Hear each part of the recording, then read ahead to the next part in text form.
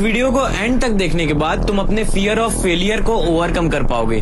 देखो, मेरे ओपिनियन में एक इंसान फेल होने से तभी डरता है जब उसे ये रियलाइज हो जाए कि उसके पास सिर्फ एक ही चांस है। और 90% लोग इस स्टेज पे आने के बाद फेल हो भी जाते हैं, क्योंकि जब तुम्हें ये रियलाइज हो गया कि तुम्हारे पास सिर्फ एक ही चांस है, तो ना तो तुम उस काम को पूरा करने की सोचोगे, ना ही उसे अच्छा करने की सोचोगे। तुम बस ये सोचोगे कि कहीं तुम उस काम में फेल ना हो जाओ।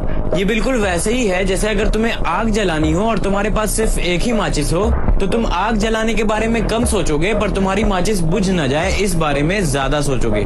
और बस यही रीजन है कि तुम्हारे अंदर फेलियर का डर बैठ जाता है, तुम घबरा जाते हो, नर्वस हो जाते हो और फिर एक्चुअल में फेल हो जाते हो। अब बहुत बड़ी बात कहने जा रहा हूँ, जरा ध्यान से सुनना।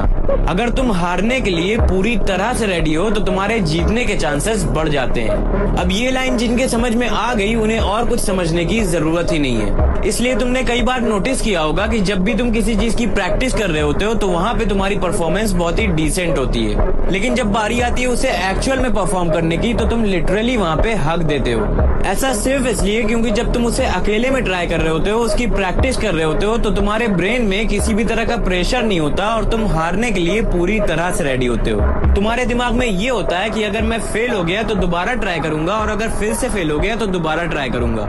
लेकिन जब तुम उसे लोगों के सामने प्रेजेंट करते हो तब तुम पूरी तरीके से ये सोचने लगते हो कि कैसे अपनी इमेज खराब होने से बचाया जाए, जिससे तुम्हारा पूरा फोकस फेलियर से बचने पे चला जाता है, ना कि अच्छा परफॉर्म करने पे।